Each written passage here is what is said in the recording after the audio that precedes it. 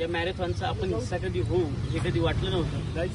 त्याचं कारण असं की 20 दिवसाच्या प्रॅक्टिसमध्ये इथपर्यंत पोहोचलो आणि पूर्ण मॅरेथॉन केली ही जरा वेगळंच वाटलं.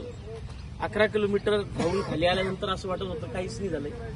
आणि ह्या सगळ्या गोष्टीला जबाबदारीचं वातावरण आळशीपणातून सगळं बाहेर काढलं आणि 20 दिवसात नॉनस्टॉप वर्कआउट झालं, पूर्णपणे ट्रान्सफॉर्मेशन झालं. कोणी पाहुणे भेटले, काही भेटले, ते म्हणते अरे खतरनाकच झालं. आता झालं पण ते कसं झालं याचं मागं पण जे त्यांना आता जो भेटला त्याला सांगत असतो सकाळी ये, हे कर, होते आणि कुछ भी हो सकता है, वी कॅन डू.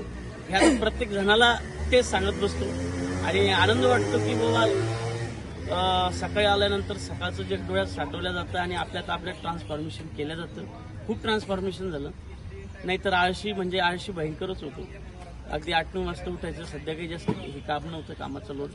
आणि अशा याच्यात आता सकाळी न म्हणता ऑटोमॅटिक जाग येते आणि जाग आल्यानंतर पहिलं हे डोक्यात वाक्य येतं, आज नाही तो कभी नाही.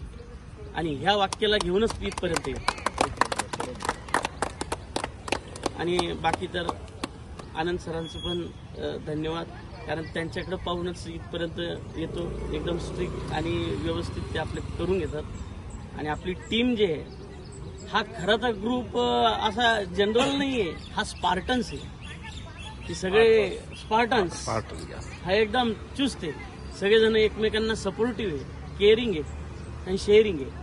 आणि त्याच्यामुळं कालच बघितलं जे मागे थांबले असतील आनंद सर त्या सगळ्यांना घेऊन पुढे येत होते, असं शक्यतो पाहायला भेटत नाही. आणि ह्या ट्रान्सफॉर्मेशनमध्ये वैचारिक लेवलपासून ते शारीरिक लेवलपर्यंत जे सगळेच आपले पॉझिटिव्ह बदल घडतात हे अत्यंत महत्त्वाचे.